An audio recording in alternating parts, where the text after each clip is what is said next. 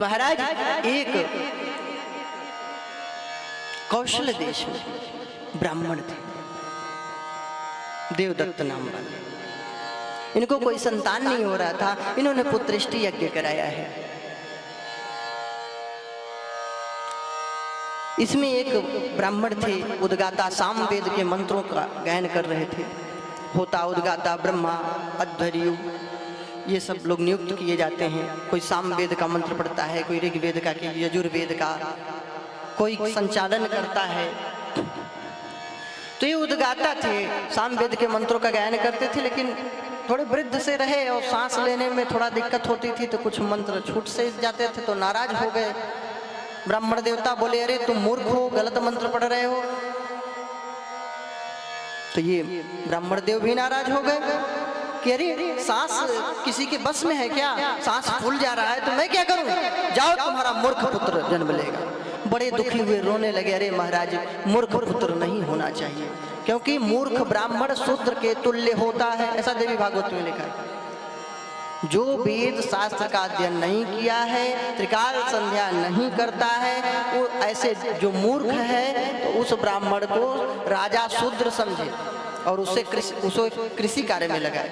और हम लोग केवल मतलब एक जाति के टाइटल को ब्राह्मण मान लिए। ब्राह्मण महाराज बहुत बड़ी पदवी का नाम है, ये छोटा मोटा कोई पद नहीं है।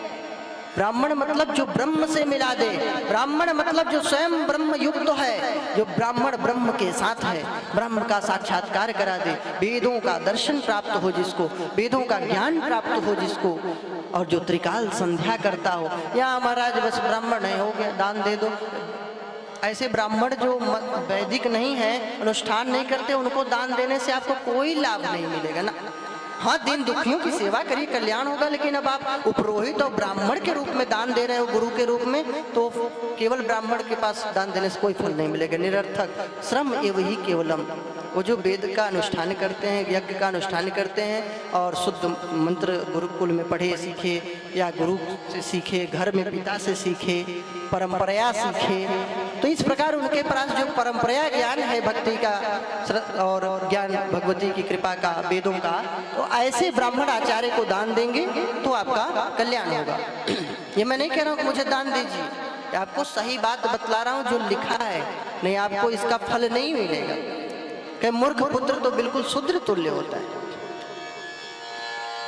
क्षमा प्रार्थना किए तो बोले, जाओ, मूर्ख तो जन्म लेगा, लेकिन भगवती की कृपा से विद्वान बन जाएगा। प्रसन्न हुए।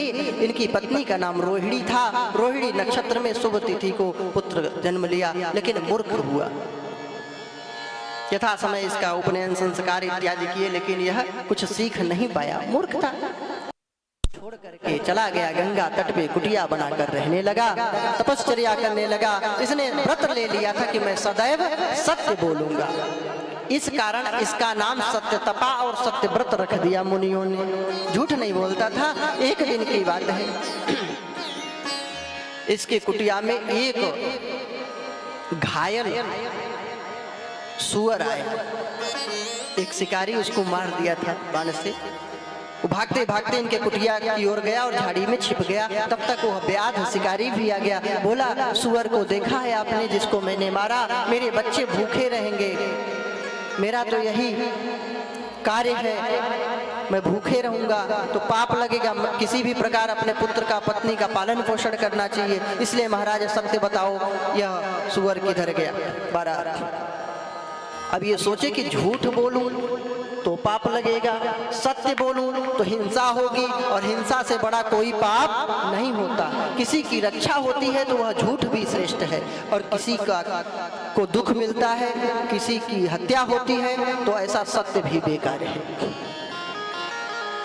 फिर भगवती की कृपा से कोलों के मुख से आए सुन ही लिए थे, तो बाग बीज मंत्र का उच्चारण करते रहते, जप करते रहते थे। तो भगवती की कृपा से अनायास ही भगवती का ध्यान करने लगे, तो भगवती की कृपा से उनके अंदर से मंत्र प्रस्फुटित हो गया।